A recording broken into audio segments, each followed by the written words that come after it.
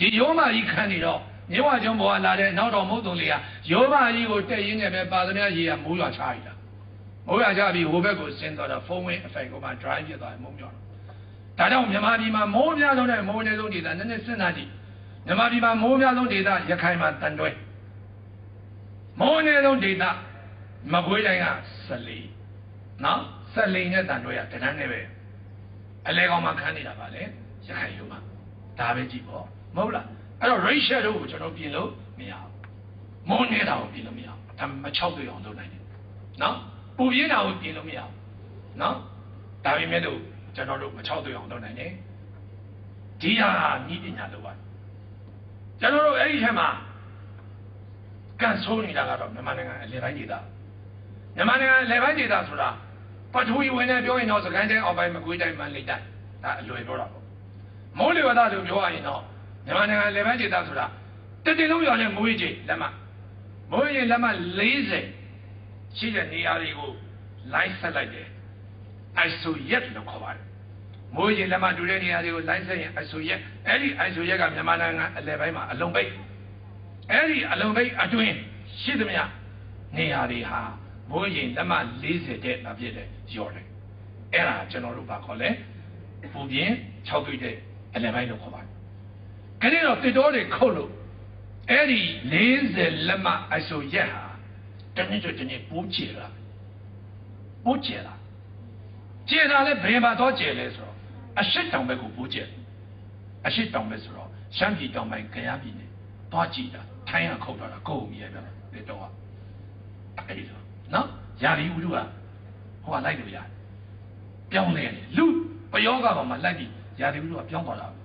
အဲ့ဒီလက်မ40အတွင်းမှာရှိရဲ့မြန်မာနိုင်ငံအလယ်ပိုင်း rain shadow area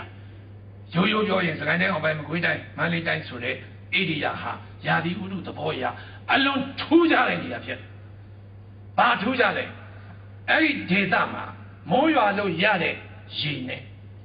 နေပူလို့အငွေ့ပြန်ထွက်တဲ့ရေနဲ့အဝင်နဲ့အထွက်နဲ့နှစ်ခုကိုရှင်းကြည့်ရင်အမြဲတမ်းအထွက်ကများတဲ့နေရာ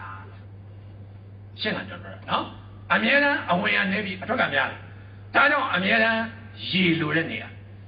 အမြဲတမ်းရေငတ်နေတဲ့နေရာဆရာမောင်စေဝင်းပတိကုန်းစကားငါပြောရရင်ငွေကိုမလို့ရွှေကိုမလို့